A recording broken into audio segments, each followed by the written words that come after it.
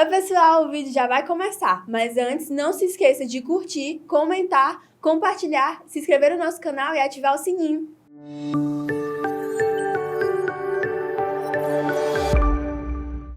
Qual é a sua profissão? O que é que você faz? Tem gente que trabalhou como meu sogro, que iniciou aos 10 anos de idade. A pessoa começou, hoje em dia não pode mais, né? Tem que esperar ficar maior de idade para começar a trabalhar. Naquele tempo, né, não que eu li cedo tempo, né? Mas não era assim, mais puxado, estava trabalhando desde cedo, né?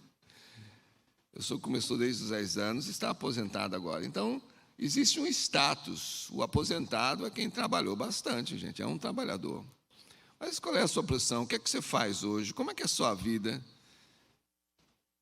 Como tem sido, sabe, o desdobramento da sua vida? Porque tem gente que às vezes chega num período de vida de aposentadoria, coloca um chinelão no dedo, nos pés, um pijama, né, Oswaldo? Põe um pijama, não que o Oswaldo faz isso, que ele é dinâmico, e aí fica esperando a morte chegar, com a boca escancarada, cheia de dentes. Nós estamos diante de um evangelho que foi escrito em torno aí do ano 50, 60, por Mateus. Mateus tinha 30 anos, mais ou menos, quando foi encontrado por Jesus. Ele era filho de Alfeu e ele era um coletor. Então, ele havia sido preparado para isso. Possivelmente, seu pai tinha sido um coletor de impostos. E é um trabalho chato, porque vivia ali, não é, recolhendo impostos para os romanos, tirando dos judeus para os romanos. Era um meio muito conturbado, cheio de corrupção, de pressão, de muita disputa. Este homem cumpria cabalmente o seu compromisso com Roma, entregando aquilo que recolhia dos seus patrícios. Então, realmente uma vida muito difícil de ser vivida. Alguém que vive marginalizado, pressionado dos dois lados, né? E Mateus estava num dia como tantos outros dias comuns, quando foi encontrado por Cristo Jesus. Jesus já havia sido, aí através da ótica de Mateus, referendado pelo Pai, como sendo o Filho amado. Jesus estava já passando por esse período de preparação e chamada dos primeiros discípulos. Ele havia lutado com Satanás, deixara bem claro que a palavra era a centralidade da vida dele, que ele viera pregar o reino de Deus, mas que ele não viera fazer isso sozinho. Ele chamaria alguns homens, e dentre esses homens, lá no capítulo 9 de Mateus, vamos encontrar a chamada de Mateus. Ele encontra-se com Mateus em pleno dia de trabalho, ali no lance, no flagrante do trabalho, e ele diz: segue-me. E a palavra diz que ele deixou todas as coisas. Como os pescadores deixaram suas ferramentas de trabalho para trás, Mateus também deixou o que tinha e começou a seguir Jesus e passou a ser, então, uma testemunha ocular. Mateus é um apóstolo que registrou realmente aquilo que viu. E Mateus, então, tocado pelo Espírito Santo, tem a visão de escrever este evangelho para apresentar ao próprio judeu Jesus como o Messias prometido, porque o judeu até hoje está esperando o Messias prometido. Ele não crê naquele Jesus que veio, morreu e foi crucificado, e dizem que ressuscitou. Israel está esperando pelo Messias guerreiro que vai chegar, desembainhando a sua espada, para colocar Israel no top do mundo. Eles estavam nessa época aqui no mesmo contexto. E Mateus vem e apresenta Jesus como o filho de Davi, como o filho de Deus, traça a genealogia do Senhor Jesus, apresenta a anunciação que vem dos céus, e então Jesus, depois que atinge a idade adulta, começa a desenvolver o seu ministério, chamando homens para segui-lo e formar então o seu grupo discipulado. E Mateus está no meio. Foram necessários 3 anos e meio, dizem alguns, para que Mateus fosse forjado nessa visão discipular. E aí, então, ele tem o privilégio de estar no final, ali com Jesus, do ministério terreno de Jesus, e ouvir de Jesus o que foi que Jesus disse, e que seria expandido depois em Lucas, capítulo 1, versículo 8, na história de Atos dos Apóstolos. Mas Mateus está ali naquele momento. e ele registra, o Espírito Santo inspira, faz com que ele se lembre, anos mais tarde, aquilo que Jesus havia deixado para a sua igreja. Dizem que Mateus morreu numa batalha, não se sabe ao certo qual foi a causa da morte, ele morreu ferido por um golpe de espada. Dizem que numa luta por causa do Evangelho, não sabemos muito bem, porque a tradição se mistura um pouco aí, mas o fato é que Mateus foi alguém que foi chamado por Jesus, teve a sua vida transformada, fez diferença através do seu ministério e deixou registrado algo que você tem aí nas mãos e que vai perdurar até a volta de Cristo Jesus, que é o Evangelho. Então eu quero usar isso nesta manhã, irmãos, para pensarmos juntos sobre esse visionamento pastoral que tem sido colocado diante das lideranças e que é o desafio da igreja. Em primeiro lugar, o discipulado é algo que sempre está em movimento. Veja comigo aí a primeira parte do versículo 19. Ide, portanto, fazei discípulos de todas as nações. O discipulado é algo que sempre está em movimento. Existe o trabalho hoje, discipulado, que não pode ser confundido com uma hora sentado com uma apostila, estudando algo e dizendo, então nós encerramos aqui a caminhada do discipulado. O discipulado é algo que é feito com a vida, com o desdobramento da vida. O Senhor Jesus diz, ide, portanto, fazei discípulos. Então, a visão que nós temos aqui, e aí eu fico contente porque eu sei que a maior parte da igreja já estudou, entendemos que, como está escrito no Novo Testamento, no grego do Novo Testamento, este ide, na verdade, não está no imperativo. Ele veio para o imperativo, na tradução para o português, é o gerúndio indo. O Senhor Jesus tinha andado com Mateus e os seus irmãos durante 3 anos, ele está caminhando. Então, caminhando, Jesus está dizendo, então caminhando, já estão caminhando, já estão indo. Então, portanto, o imperativo vem, fazei discípulos, façam discípulos de todas as nações, entendendo que não o círculo de ação dos discípulos de Jesus não ficariam somente ali, porque ele diria depois, nas palavras registradas em Atos 1:8, que toda a Judéia, Jerusalém, Judéia, Samaria, até os confins da terra, seriam alcançadas por esse círculo que iria se expandindo. O discipulado é algo que está em movimento o tempo todo. A igreja é chamada para evangelizar. E veja bem, Jesus está dizendo aos discípulos, vocês já estão indo, fazem parte da caminhada, são convertidos a mim, daqui a pouco serão alcançados pelo poder do Espírito Santo, serão testemunhas, então façam discípulos. Vocês têm uma visão para ser desenvolvida, que é compartilhar, ensinar tudo aquilo que vocês têm recebido nesta caminhada, através do ensino, através da demonstração, através da delegação, vocês vão forjar outras vidas que, por sua vez, vão ganhar outras vidas. Irmãos, é assim que o Evangelho chegou até o nosso meio nos dias de hoje. Ele não pode parar, nós não podemos parar. Falecido pastor Natanael Cortez escreveu que a igreja que não evangeliza se estiola. São os mais antigos com o português arcaico, não é? Vão entender. Se deteriora, se acaba. Ela não tem razão em si mesma. Ela cumpre algumas coisas, mas depois começa a se perder. Em alguns momentos, os discípulos quase se perderam do foco, porque eles começaram a olhar para dentro de si, começaram a olhar para talvez a importância que eles tinham no grupo de discipulado, começava a preocupação de quem seria maior do que quem estaria mais próximo de Jesus. Lucas capítulo 9, versículo 62, o Senhor Jesus disse, ninguém que tendo posto a mão no arado, olha para trás, é apto para o reino de Deus. Nós, os discípulos de Jesus, temos uma vida de movimento, não é uma vida sem graça. Tem gente que diz aí que a vida de crente é chata, né? Gente, falando a verdade, o mundo é que está chato hoje. Tanta coisa chata nesse mundo, não se pode mais viver direito, não. Nem se pode ser feliz. Hoje nem um gracejo pode fazer, que vira um bullying, uma coisa mais sem graça do mundo. O evangelho é algo dinâmico.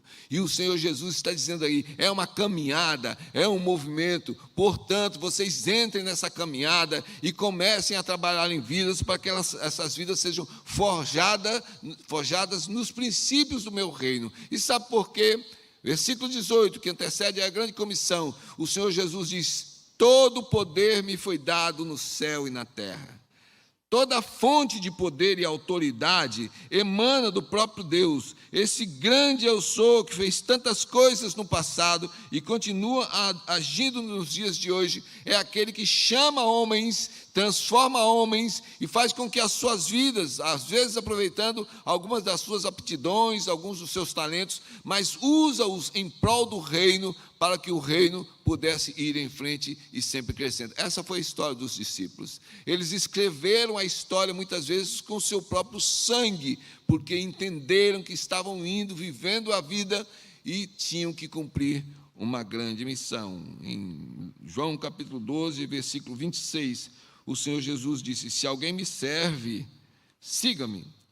E onde eu estou, ali estará também o meu servo.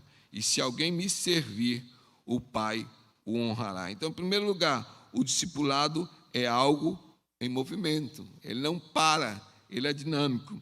Em segundo lugar, o discipulado faz toda a diferença. Olha comigo a parte B do versículo 19. Batizando-os em nome do Pai, e do Filho e do Espírito Santo, ensinando-os a guardar todas as coisas que vos tenho ordenado.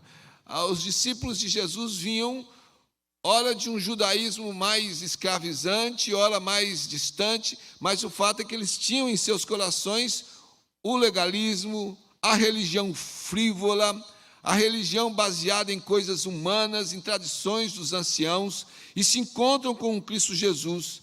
E a conversão a Cristo Jesus se dá num processo de caminhada, onde ele vai pouco a pouco, dizendo a eles, ensinando a eles os princípios do reino, onde a suma é: Deus conhece você, e Deus quer o seu coração e a sua vida para servi-lo fielmente, porque você o ama e não porque você está debaixo de leis. Esses discípulos preparados por Jesus, evangelizando e falando da salvação, iriam agora, nesse movimento que não para alcançar todo mundo, alcançar culturas e religiões das mais diversas, e a tarefa seria fazer toda a diferença no sentido de trazê-los para a fé em Cristo Jesus. O batismo significa colocar no corpo de Jesus, fazer parte do corpo de Jesus, membros do corpo de Jesus que precisavam aprender todas as coisas que Jesus havia ensinado. Por quê? Porque o mundo é feito de superstições e crendices. Ontem nós estávamos falando um pouco sobre isso. Os pastores estavam um pouco preocupados. Havia algumas pessoas de branco ontem na passagem do ano aqui. E Eliana, você não estava aqui, mas tinha um tanto de gente de branco. Você está de branco aí, mas não tem nada a ver, né?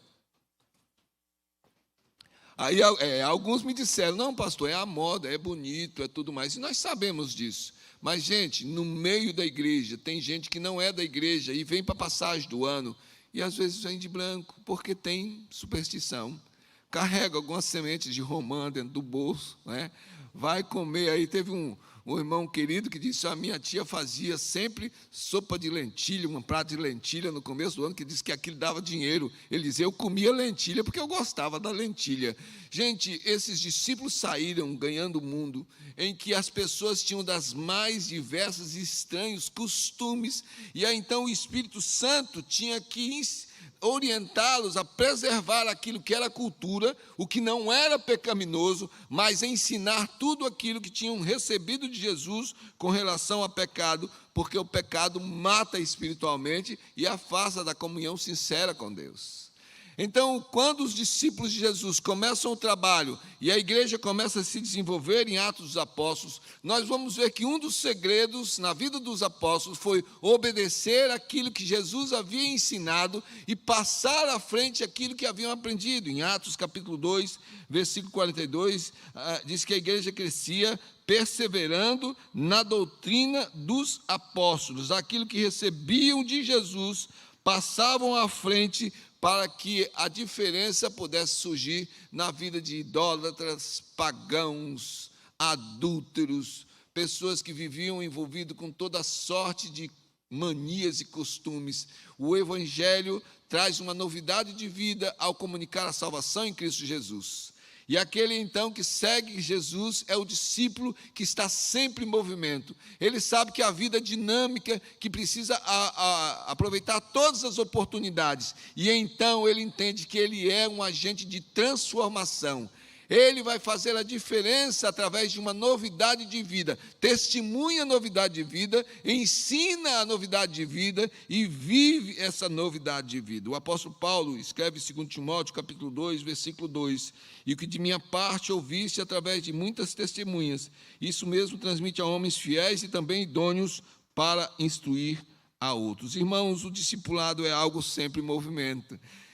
Preste atenção, se você já está passando por esse treinamento, ou já passou, ou daqui a pouco vai passar. Você é chamado para caminhar, você está caminhando, então é um movimento. Exercite essa visão de fazer com que Cristo Jesus seja conhecido como Salvador, mas seja vivido e obedecido como Rei, como dono da vida. Acredite que o discipulado na sua vida transforma primeiro o seu modo de ver o mundo e então você é usado como um agente de transformação para que outros venham conhecer a Jesus e praticar e obedecer tudo aquilo que Jesus tem nos ensinado. Terceiro e último lugar, o discipulado é a visão do embaixador de Cristo Jesus. Veja aí a parte final do versículo 20, quando o Senhor Jesus diz: "E eis que estou convosco todos os dias até a consumação do século." O embaixador é o representante. Uma embaixada é um local totalmente reservado numa pátria estranha, onde ela vai representar a nação aonde vive o embaixador. Agora, nessa transição, nesse tempo de política, há muito estudo a respeito de quem é o embaixador que vai ficar em tal lugar, quem é que vai ser trocado, quem é que precisa estrategicamente ser colocado ali, porque o embaixador vai representar os interesses da nação em outro lugar. Lá ele coloca a bandeira da sua nação, lá ele tem uma força-tarefa defendendo aquele lugar. Ninguém pode entrar naquele lugar, porque ele representa toda uma nação. O Senhor Jesus está dizendo aqui: eis que estou convosco todos os dias até a consumação dos séculos. Daí a pouco, Jesus iria para o céu. E no início de Atos, Lucas registra aquilo que recebeu dos apóstolos, que eles estavam olhando para o céu, porque Jesus estava subindo entre as nuvens. E eles ficaram olhando até que o anjo disse: "Varões galileus, o que é que vocês estão olhando?" É como se o anjo dissesse: "Bora, gente, já viram que tinham que ver agora? Mão no arado, voltem ao ensino, pratiquem, porque ele foi e ele vai voltar. E até que ele volte, tem muito trabalho para fazer." O discípulo de Jesus é o embaixador. Alguns desses discípulos, desses apóstolos, tornaram-se embaixadores em momentos tensos de morte, de ameaça, de prisão, de perseguição, mas não negaram a fé que tinham e não desceram a bandeira do Evangelho, na qual acreditavam com todo o coração. Sabe por quê? Porque Jesus está presente. Em Mateus capítulo 1, versículo 23, o anjo repetiu as palavras ditas 700 anos antes pelo profeta Isaías: "Eis que a virgem conceberá e dará à luz a um filho, e ele será chamado pelo nome de Emanuel", que quer dizer Deus conosco. E o Senhor Jesus disse: "Eis que estou convosco." Emanuel é um nome próprio que a gente tem usado hoje, e outras línguas também usam, mas aqui a tradução vem exatamente da presença encarnada do Senhor Deus. Deus está conosco. É nesse sentido que o apóstolo Paulo entendeu que ele não vivia mais para si, escreveu lá em Gálatas 2:20, ele é quem vive em mim. Não sou eu quem perdoo, é Cristo que perdoa através de mim. Quando Estevão estava sendo apedrejado, naquele momento de morte, ao invés de voz de maldição sobre aqueles que o apedrejavam, o que surge ali é o Espírito de Cristo usando as mesmas palavras que usou lá na cruz. Perdoa, Pai. Os discípulos são embaixadores de Jesus porque eles vão transmitir aquilo que receberam de Jesus para sustentar a obra. É algo em movimento, é algo que veio fazer diferença e está representado firmemente por aqueles que creem de todo o coração. Os discípulos ganharam o mundo. Primeiro, houve uma dúvida. Pela análise aí histórica, mais ou menos uns 20 anos ainda ficaram em Jerusalém. Veio a perseguição e se expandiu a igreja, os apóstolos ficaram, mas o fato é que muitos haviam sido preparados, discipulados, para que ganhassem outras terras, e assim então é que o evangelho tem se estendido até alcançar os confins da terra. Irmãos, nós fazemos parte desse projeto. O Senhor Jesus chegou a cada um daqueles discípulos, como fez com Mateus, e disse: vinde. Quando ele chamou os pescadores lá em Mateus capítulo 4, versículo 19, disse: vinde após mim, e eu vos farei pescadores de homens. Quem pesca vidas para a salvação é o Senhor Jesus através dos seus discípulos. Que grande privilégio saber que não é você quem fala, mas é que é o Senhor Jesus quem fala através de você. Irmãos, nós vamos concluindo, porque vamos para a ceia agora, o pastor vai nos dirigir. E o que nós temos, irmãos, é o desafio de entendermos estas coisas na nossa vida. Olhe para a vida. Primeiro, olhe para a vida e veja, você foi chamado para ser um discípulo de Jesus, mas não um discípulo parado. Você foi chamado para trabalhar. Vida de oração, vida com a palavra, para ter a bagagem dentro de você, mas se lembrando que o poder emana dele. Não se preocupe com o que você vai dizer, o Espírito Santo vai fazer você se lembrar daquilo que você tem aprendido da palavra de Deus. Em segundo lugar, você foi chamado para ser um discípulo que faz diferença. Muitas vidas estão chafurdando no pecado, não têm a noção nenhuma do que significa verdade, mentira, justiça, injustiça, militam na carnalidade como quem bebe água. Quando chega alguém que conhece Jesus e apresenta um projeto de vida diferente, você foi chamado para ser um agente de transformação. Em terceiro lugar, viva todos os dias deste ano, se lembrando que você é um embaixador. Aonde você pisar, ali está o reino de Deus representado. Irmãos, nós somos desafiados. Somos desafiados em casa, no trânsito. Trânsito de Fortaleza. Como nós somos desafiados em momentos de tensão. Sabe, para quem trabalha com comércio, lidar com o público, você é um embaixador de Cristo Jesus. A bandeira que está ali não pode ser uma bandeira rasgada. É a bandeira do Evangelho da transformação. E nós estamos tão preocupados com o crescimento da igreja. Vamos obedecer, sendo esse discípulo que está sempre em movimento. Esse discípulo que é um agente que transforma, um agente de transformação. Esse discípulo que é um embaixador de Cristo Jesus. E aí, então, nós vamos experimentar, pela fé, irmãos, vamos experimentar este ano na Igreja Presbiteriana de Fortaleza, sede de congregações, aquilo que nós lemos lá em Atos 11, 21.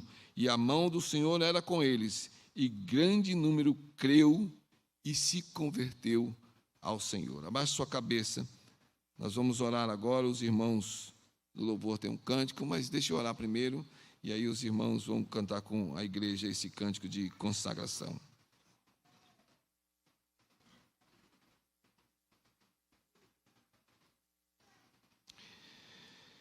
Senhor nosso Deus, esse é o primeiro culto do ano, Senhor, e nós queremos nos colocar na Tua presença, realmente pedindo que o Senhor nos abençoe, que o Senhor nos oriente, que o Senhor nos faça lembrar, Senhor, aquilo que nós temos muitas vezes ouvido aqui na Tua casa, pregação, exposição da Tua palavra, Senhor, e sempre com desafios para as nossas vidas.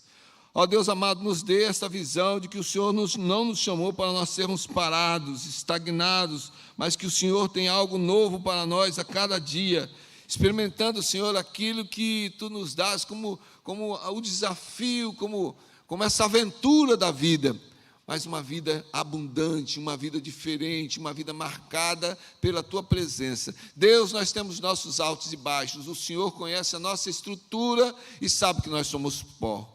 Muitas vezes, Senhor, estamos enfraquecidos, mas a Tua palavra diz que o Teu poder se aperfeiçoa na nossa fraqueza. Muitas vezes, Deus, nós temos orado e temos pedido e temos clamado, certo de que a resposta de oração será aquela que nós queremos ouvir. E o Senhor vai nos dizer que a Tua graça nos basta, que o Senhor é quem nos alimenta, que a nossa vida tem um propósito e que todos aqueles que são chamados segundo este propósito devem encarar todas as coisas que acontecem como para o bem, porque é a expressão da Tua vontade que é boa, agradável e perfeita. Deus, dá-nos esta visão, Senhor. Ó Deus, há um esforço, há uma caminhada, pouco a pouco, plantando os desafios. Ó Deus, dá-nos uma visão para vivermos este ano como Igreja Presbiteriana de Fortaleza, sabendo que o Senhor nos chamou, não para ficarmos parados, o Senhor nos chamou para vivermos um Evangelho que é uma boa notícia, que transforma vidas, que transformou a nossa vida e que pode transformar outras vidas. Ó Deus, toca no coração de cada líder da igreja, de cada diretoria, de sociedade, de ministério. Ó Deus, age no meio de cada família da igreja, mesmo aquele que vive sozinho, Senhor, toca na membresia da igreja, para entender que nós somos chamados para servir ao Senhor, evangelizando e discipulando, e não esperando os dias passar, Deus amado. Oh, Pai querido, nós queremos pedir, inverta, Senhor, em nome de Jesus. Ó Deus, há um ditado entre nós que diz que aquele que não trabalha, dá trabalho. Deus, nos perdoe, nós não queremos dar trabalho, nós queremos trabalhar para o Senhor. Trabalhar como discípulos dinâmicos, que amam a Tua palavra. Ó Deus, que aproveitam as oportunidades para fazer diferença, levando, Senhor, através do próprio testemunho, esta notícia boa de que o Senhor é o Deus que perdoa os pecados, que transforma a vida do ser humano caído em filho e em filha do Senhor, e o Senhor é o Deus que anda conosco todos os dias, Senhor, até que o Teu Filho volte. Deus amado, nós pedimos isso para a igreja. Abençoa o nosso planejamento, que não fique só no papel, que não fique somente, ó Deus, numa visão humana, mas que ela se transforme em algo que faça parte de cada um dos nossos crentes, Deus amado. A base bíblica desta igreja é a grande comissão, Senhor. Dá-nos esta visão, que o Senhor tem nos chamado para andarmos com o Senhor em novidade de vida. Então, Senhor, ouça as orações de consagração, feitas ontem à noite, último dia do ano, agora, no primeiro dia do ano, Senhor, sustenta-nos com a Tua misericórdia, para que isso se torne realidade, em nome de Jesus. Amém, Jesus. Para mais informações e novidades, siga as nossas redes sociais e fique por dentro de tudo.